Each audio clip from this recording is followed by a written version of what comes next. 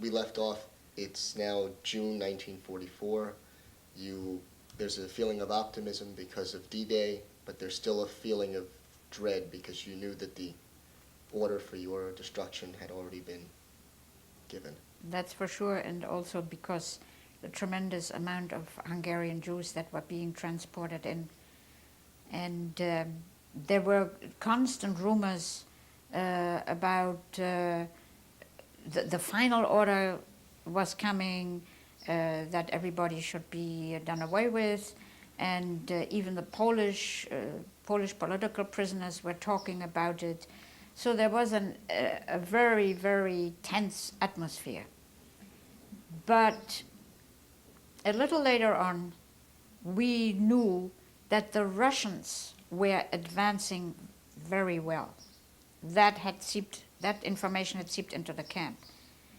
And then there came still a moment in September 1944 where there were a lot of flyovers by Russian and also American planes.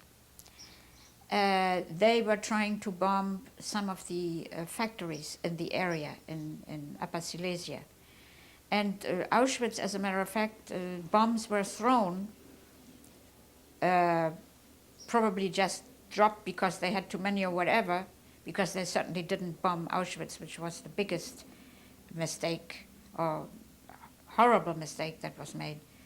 On September the 13th, there was a big attack, and bombs fell on some parts of Auschwitz. Some people got killed, prisoners and SS also.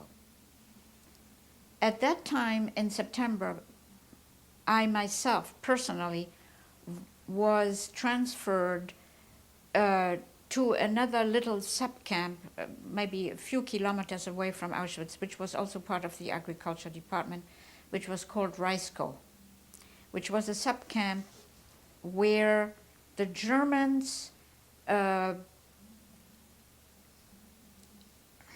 cultivated a specific plant called the Koksagis plant that came from the Ukraine, from which they hoped to extract rubber. They never did, but they kept this whole little camp going based on the possible culture of this particular plant. So when you were there, what did you see them doing there? I didn't see anything because it was all done in laboratories, but I saw the plants. I had friends who worked for that particular project. It was a tremendous project, but I still worked for the same SS men. I still worked in the same office, but we were brought there because they wanted to consolidate the whole agriculture department. How did this SS man treat you, the man you worked for? He personally treated me, let's say, like a number. He didn't call me by my number, he called me by my last name. He called me Meyer. And as such, as a human being, he ignored me. Now and then, he would bring me his socks to wash, which I did. And then he would bring me a piece of bread, a dried out piece of bread. And that was the extent of his generosity.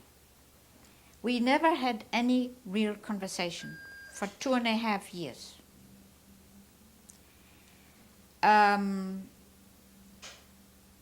I knew that he had a wife, that he had a daughter. To this day, I know the address because I used to make packages for him and send him packages. Now and then he would say that when I made mistakes, sometimes I made them on purpose, sometimes I didn't, he would call me that I was very dumb and I was very stupid. But he never, believe it or not, he never hit me, he never did anything. He was a very small cog in the wheel, really. And his name again was? His name was Müller, which was very funny to some people that Meyer was working for Müller, but only Germans would understand that. These are the most common German names you can have, like Smith and Brown or something like that. But I also know that if an officer would have come in and would have said to this man Müller, pull out your pistol, which he was always wearing, put this girl against the wall and shoot her, that's what he would have done without blinking. And that is something that everybody has to bear in mind. Even those who did not do anything personally to you, 99.9% would have followed the order to kill you, because that was the purpose. I only recall, I am going back here to 1942 because we are on that subject. I only recall one SS man, and I don't remember his name at all. I saw him standing at a window in an office, looking down, and a whole group of soldiers came with a group of prisoners, carrying dead, beaten-up men. And I saw this man, this SS man, crying. Crying. His tears were flowing. 3 days later, I never, ever saw that man again, that SS man. Somebody had already reported him. So this was when I say 99.9, this was the 1/10 there. And those, they all had no chance. They were sent to the Russian front, and that was that. That we know. But they were practically non-existent. That's a fact. Now comes, by September 1944, we knew that there was a Russian offensive already touching Poland. And in October, in Auschwitz, they stopped the gassing. And in October also was the incident where prisoners at the IG Farben stole munitions. The women stole the munitions, and some of the crematoria were blown up. Did you see that? No, I did not, because I was in the main camp, and that and Birkenau, there were a few kilometers in between. I did not see that at all. How did you hear about it? Well, a few days later it seeped through the grapevine. And so in October there was a certain relaxation of some of the horrors we were used to every day. You knew that, you felt that. And we know that it had to do with the Russian offensive, because the Russians were way into Poland. And our life in that small subcamp in Reiskow was day in, day out, rumors, hopes dashed. And the winter was approaching, and we said to ourselves, we will be here another winter. By that time, it was nearly 3 years. But then events started to really become so. One day after another, there was more news about the Russian advance. And by the time January,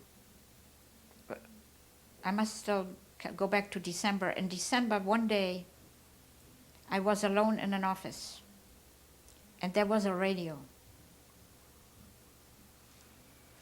And I put on the radio.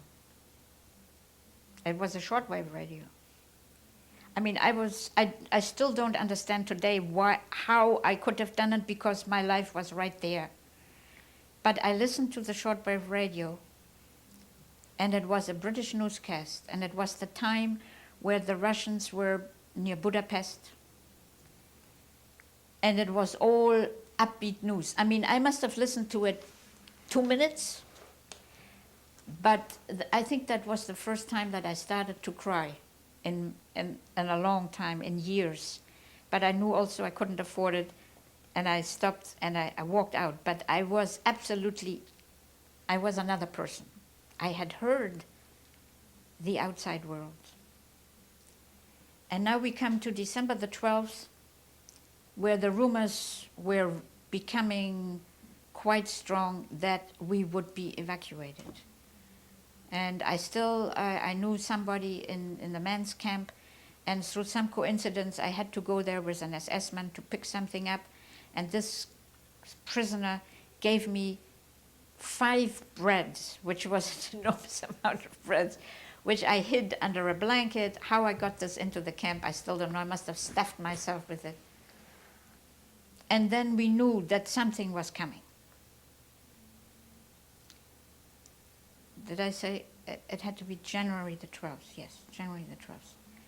Now by January the 16th, the SS gave us the orders to start packing up stuff from the offices and putting them into cartons and crates and so forth. So we knew, but we still didn't know when. And we just couldn't understand how these people, the war was really, the front was very near. Where were they going? They were putting away ashtrays, they were putting away papers, they were putting away everything. Oh, we will go to another camp. That's what they told us. And then comes January 17, where we were told that something was up the next day, that we would probably go to another camp. On January 18th, 1945, in the afternoon at 5 o'clock, the order came, everybody out of the barracks, appel, and we will march out of the camp by 6 o'clock. Everybody could take a blanket. Most people took 2 or 3 blankets. We were given bread and some margarine. And we tried to put on as much clothing that we could gather or steal or whatever. I mean, I had obtained a men's pyjama, red and white striped, which I put on under my prison garb. I put 2 blankets over myself. I carried 3 or 4 breads. I was huddled under my blanket, and we started to march. It was horribly cold. What about shoes? Well, in the meantime, most of us had been able to get some shoes. Some people still had clogs. I had a pair of boots which I had gotten from a man's camp, but which were already starting to lose their soles. So I stuffed them with newspapers. And it was snowing, and it was very, very cold wind. The snow was high. And we didn't know where we were going, for how long we were going. And that night was a horrible, horrible night, and the screaming of the SS guards with the dogs behind us. And we were just marching, and slowly people threw away their breads, and people threw away their blankets. Not all of them, but, I mean, they kept 1 blanket, but whatever we thought we could take, I mean, we were marching in that high snow, in the wind, I mean, it was something like, I think we figured out one day that it was something like 17 below. It was terrible. It was a Polish winter.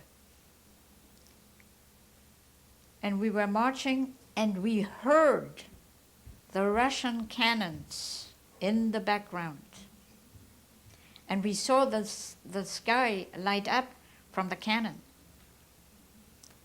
That was what gave us the courage to go on.